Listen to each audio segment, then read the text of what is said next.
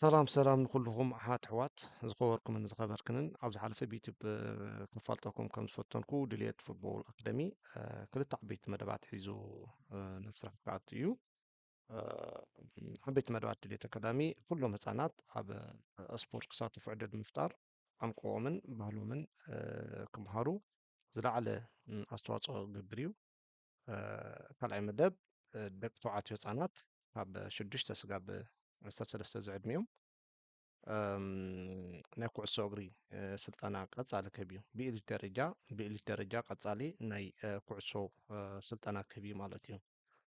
ስለዚ ናብ ተግባር ንምእታው ንዕለት 26 ወርሒ 4 ኩሎም ህፃውንቲ ሒዝኩም ክትረከቡ ብዝለዓለ ኣኽብሮት ይዕድመኩም። ዝኸበርኩም ወለዲ ኣሕዋት ኩልኩም ኦንላይን ረጅስትሬሽን ሊንክ ኦልሬዲ ናይ ኮሚኒቲ ሊንክ ናይ ኮሚኒቲ ዋትሳፕ ፖስት ገይረ ኣለኹ።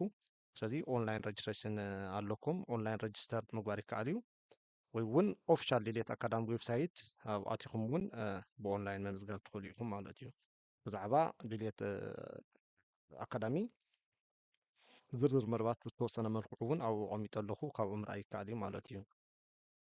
ስለዚ ከምኡ ተዘይክኢልኩም ብስልኪ ደው ኢልካ እውን ምምዝጋብ ይከኣል እዩ። ዝደለኹም ሓበሬታ ተሃልዩ እውን ብስልኪ ደው ኢልኩም ክትሕትኑ ትኽእሉ ኢኹም ማለት እዩ። ብመሰጅ እውን ያው ቴክስት ክገብሩለይ ትኽእሉ። ብዝበለፀ ግን ኦፊሻሊ ኦንላይን ረጅስተር ተትገብሮም ህፃናት ኩሉ ሓበሬታ ዘማልአ ረጅስትሬሽን ፎርም ስለዘጋጀ ዘለኹ ብኡ ረጅስተር ትገብሩ ብጣዕሚ ዝበለፀ ይክኸውን ማለት እዩ። ስለዚ ንዕለት 26 ተታሒዞም ዘለዉ መደባት እንታይ እዮም? ቤዚክ ስኪልስ ድሪፕሊንግ ፓሲንግ ሹት አንድ ቦል ኮንትሮል ካልኣይ እውን ስሞል ሳይድ ጌምስ ክህልውና እዮም ማለት እዩ። ስሞል ሳይድ ጌምስ ክህልውና እዮም። ስለዚ በዚ ዕለት ህፃናት ብሓቂ ደስ ኢልዎም ክውዕሉ ዝብል እምነት ኣለኒ እሞ ኣብዚ ዕለት እዚ ኩላኹም ወለዲ ኣሕዋት ኣዶታት ክትርከቡ ብዝለዓለ ኣኽብሮት ክዕድመኩም ይፈቱ። ሓበሬታ ንኩልኩም ወለዲ ኣሕዋት ነዚ መደብ ኩልኩም ትድግፉ ማለት እዩ። ድሌት ፉትቦል ኣካደሚ ዝርዝር መደባት መብርሂ ንምሃብ ኣብ ዝሓፀረ ግዜ መክፈቲ ፕሮግራም ከዳሉ እዩ። ዋና ዓላማ ናይዚ ፕሮግራም እዚ ብዛዕባ ድሌት ስፖርት ኣካዳሚ ዝርዝር መደባት ንህፃናት እንታይ ዓይነት ዕድል ክፈጥር እንታይ ዓይነት መደባት ዘለዎ ስለዚ እዚኦም ዝርዝር መደባት